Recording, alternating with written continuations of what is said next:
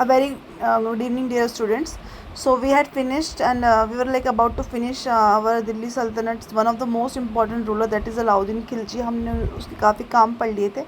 और दाग और हुलिया जो था, लास्ट हमने जो डिस्कस कर लिए थे कि दाग किसके लिए था, ब्रांडिंग ऑफ हॉर्सेस के लिए, और हुलिया जो था डिस्क्रिप्टिव रोल था, जो भी आर्मी मैन उसने रिक्रूट करने थे उसके लिए उसने परमानेंट स्टैंडिंग आर्मी जो रिक्रूट करी हुई थी.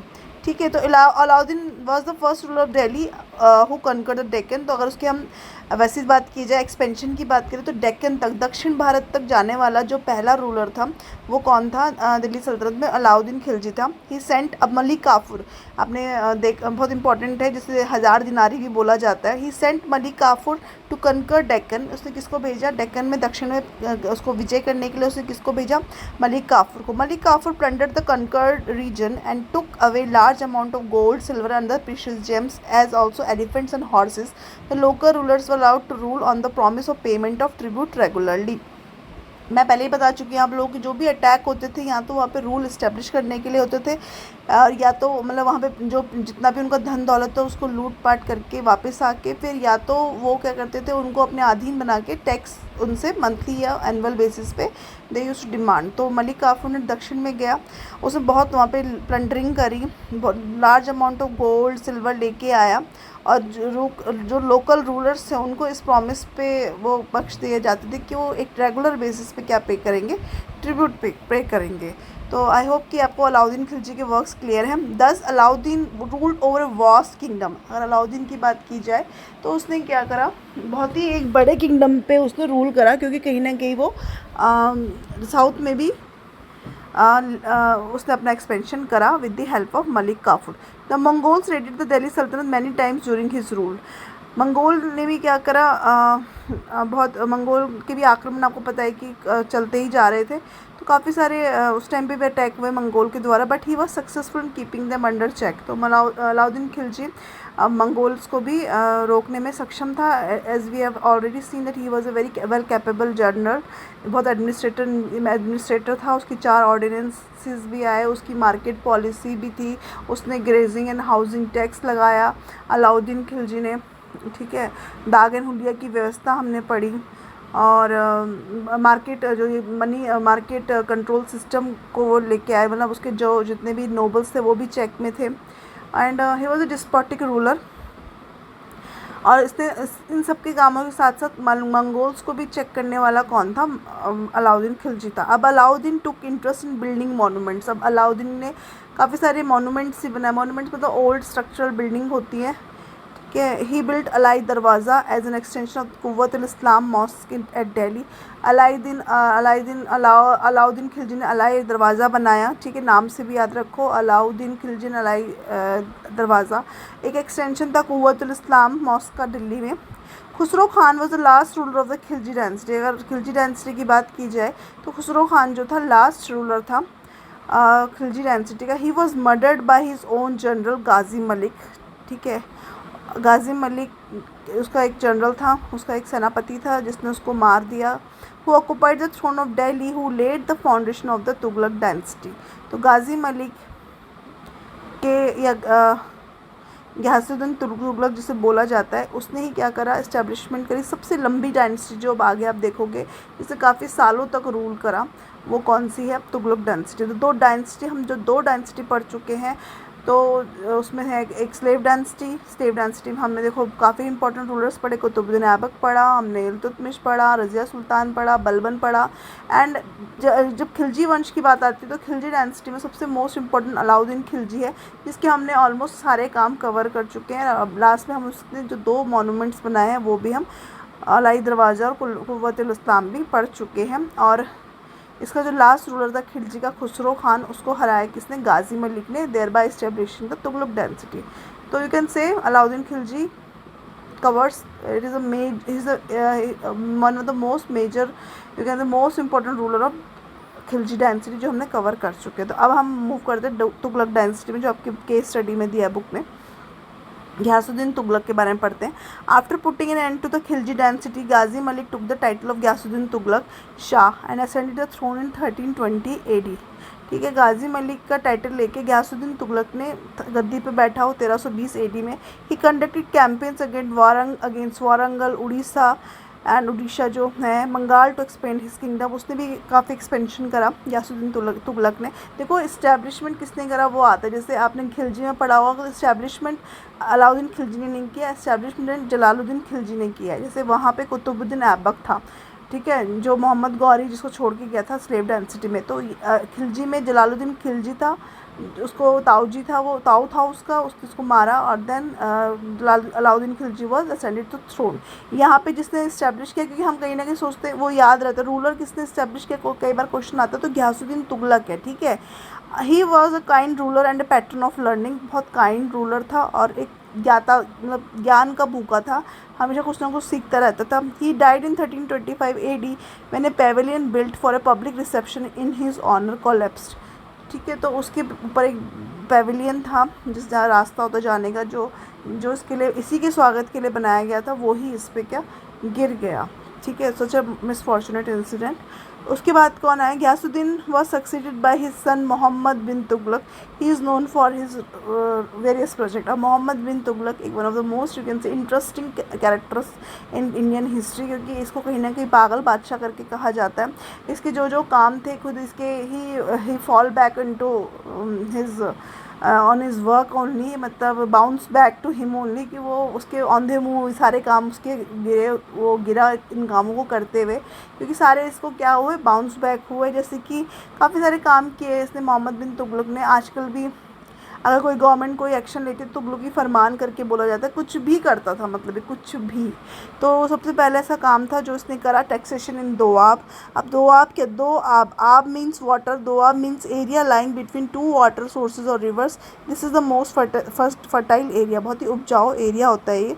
Taxation in Doab, the territory between Ganga and Yamuna is known as Doab and is generally naturally very fertile. तो गंगा जमुना के बीच का जो एरिया था Doab, in order to increase his revenue, तो उसको सूझा कि मैं अपना रेवेन्यू कैसे बढ़ाऊं, तो मोहम्मद बिन तुगलक ने क्या किया, increase the rate of tax on this fertile land, but in the meantime a famine broke out and the people were unable to pay taxes. तो कुछ इसकी किस्मत ऐसी थी, डिसीजन इसके ऐसे नहीं बोलेंगे बिल्कुल ही गलत थे, बट वो सिचुएशन के हिसाब से, किस्मत के हिसाब से वापस इसी के मतलब इसको ही वापस आया वो डिसीज़न, मतलब they were not very successful and तो जैसे ही उसने जो सोचा था कि फर्टाइल लैंड है तो यहाँ पे मैं टैक्स बढ़ा के अपनी रेवेन्यू को इंक्रीज़ कर सकता हूँ, पर ऐसा हुआ नहीं। जैसे उसने ये चीज़ करी तो वैसे ही क्या हुआ, एक बहुत बड़ा अकाल जो है इंडिया में इस लैंड में आया। ट्रांसफ़र ऑफ कैपिटल, अब ये इसका बहुत ही अनोखा सा इसने देवगिरी को डिसाइड करा कि सेंटर में ये कहीं इंडिया के सेंटर में वो अपनी इस्टेब्लिशमेंट करेगा कैपिटल को। प्रॉब्लम ये हुई कि लोगों को वहाँ तक लेके जाने में पैदल लेके गया और काफ़ी लोग रास्ते में फिर जब उसको प्रॉब्लम हुई तो लोग जैसे वापस आने के लिए हुए, तो कुछ लोग जाते हुए मर गए, कुछ लोग आते हुए मर गए। तो कुछ ये सिचुएशन है ट्रांसफ़र ऑफ कैपिटल की। In 1327 AD the sultan decided to transfer his capital from Delhi to Devagiri. तो मैंने आपको बताया कि देवगिरी में उसने अपनी कैपिटल को शिफ्ट करने की सोची। In the Deccan, since Devagiri was situated in the middle of his kingdom.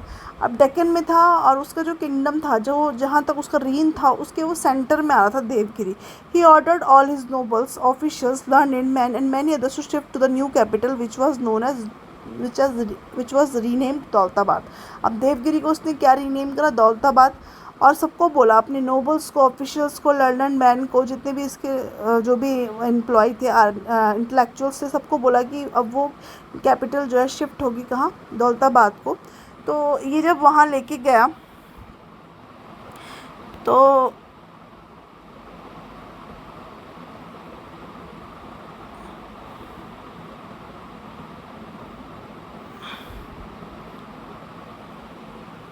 तो जब ये वहाँ पे जब उसे शिफ्ट करा तो although many arrangements are made for the convenience and comfort of the public. काफ़ी सारे अरेंजमेंट बनाए गए थे पब्लिक के लिए।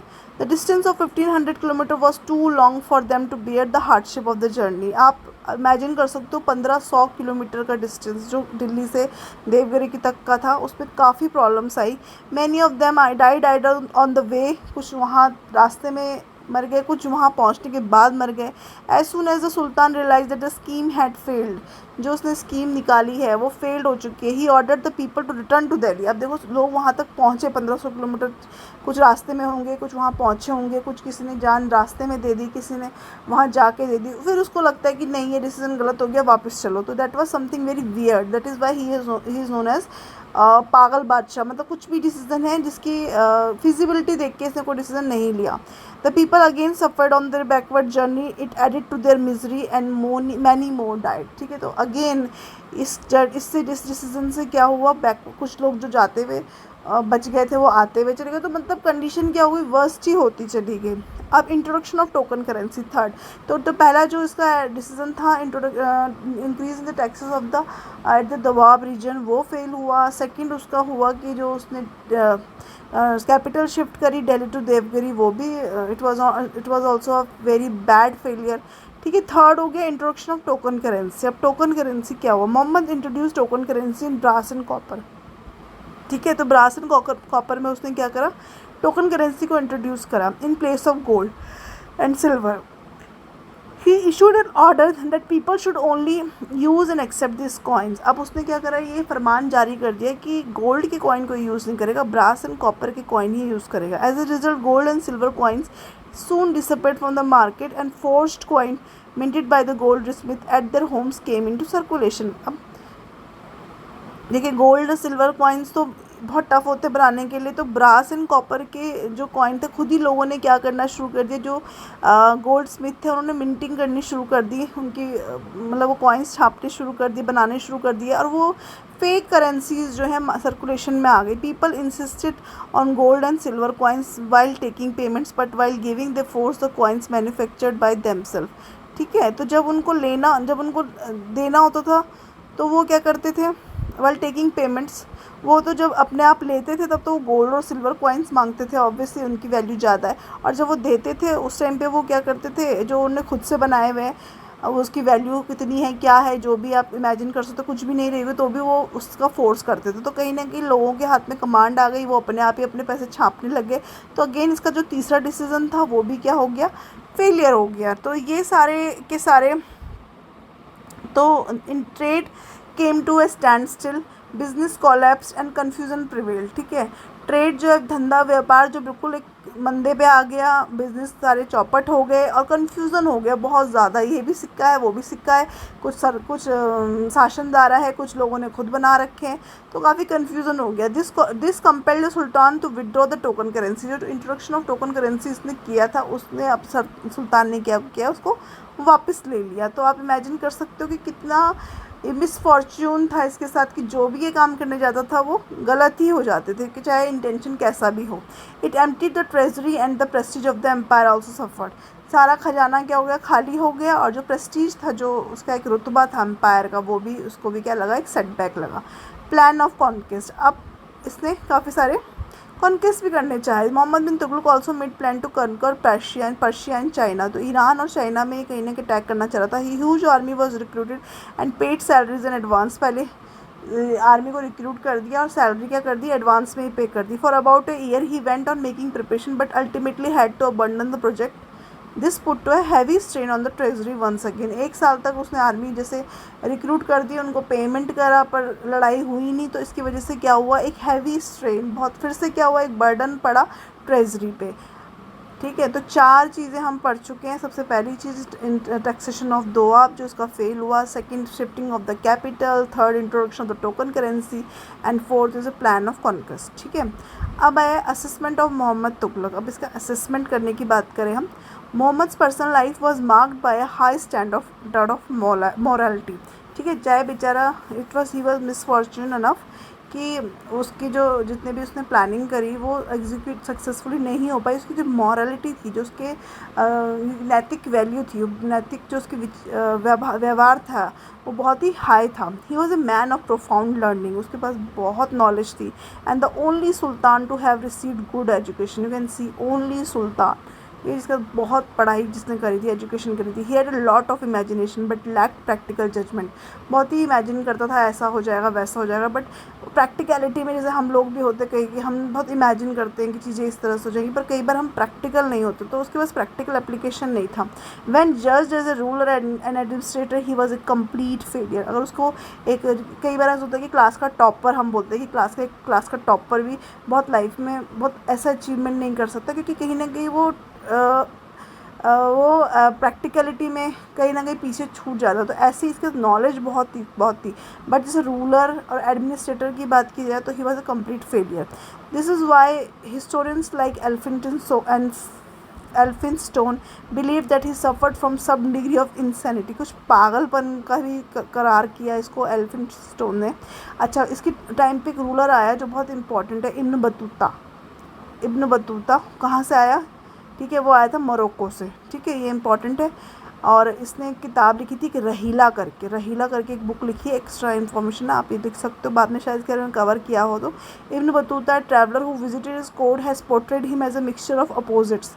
ठीक है, एक होती है ना बाइपोलर डिसऑर्डर बोलते हैं, एक पर्सनालिटीज जो अपोजिट्स, जो मतलब इसके अंदर एक अच्छाई भी थी तो बुराई भी थी, अपोजिट, मिक्सचर ऑफ अपोजिट जैसे इसका पर्सनालिटी थी। Who was very cruel and kind at the same time. Cruel भी था और काइंड दोनों, क्योंकि हमको इनके लिखे जो इन लोगों ने, इतिहासकारों ने जो अपना जो लिखा है उसी के अकॉर्डिंग हमें क्या मिलता है, डाटा मिलता है तब के रूलर के बारे में। Doctor Ishwari Prasad finds him as an amazing compound of contradiction. ठीक है, विरोधाभास का एक अद्भुत मिक्सचर, एक कंपाउंड, ठीक है, पाया गया। किसने बताया इसको? डॉक्टर ईश्वरी प्रसाद ने। Some historians are of the opinion that there was nothing wrong in him. और कुछ हिस्टोरियंस, कुछ इतिहासकार बोलते हैं कि वो उसमें कुछ भी, उसके अंदर कोई भी गलती नहीं थी। He failed because the people were backward and prejudiced. ठीक है, लोगों ने उसको ज़्यादा ही जजमेंट कर दिया और थोड़े पिछड़े, वो बहुत अपने समय से काफ़ी आगे था, विजनरी था, और पर लोगों ने क्या करा, उसको जजमेंट जल्दी कर दिया और उसको लोग ही पिछड़े हुए थे। वो तो बहुत ही विजनरी था, आगे की सोच वाला था, प्रोग्रेसिव था। Who could not understand the importance of his project. जो उसके, ये लोग इतने बेकार थे कि लोगों ने उसके प्रोजेक्ट की वैल्यू नहीं करी। Doctor Agha Mehdi Hussain is also of the opinion that Mohammad Tughlaq was very way ahead of his time. Mohammad Tughlaq जो था बहुत आगे था अपने समय से। The result of his failure was that although he had inherited a vast kingdom but at the time of his death it was considered reduce in size. His policies expedited the disintegration of Delhi Sultanate. ठीक है, वो इसकी बदनसीबी ही थी कि जब उसको जो मिला, जब उसकी डेथ हुई थी, जो उसको मिला था उसका कुछ भी दिल्ली सल्तनत में नहीं रह गया था। दिल्ली सल्तनत काफ़ी श्रिंक हो गई थी। और उसके बाद इसको जो रूल करता है वो कौन है? फ़िरोज़ शाह तुगलक। तो आज हमने अलाउद्दीन भी फिनिश कर दिया है और मोहम्मद बिन तुगलक के बारे में भी पढ़ चुके हैं कि क्या क्या उसने करा। तो अब just go through the sessions and will continue.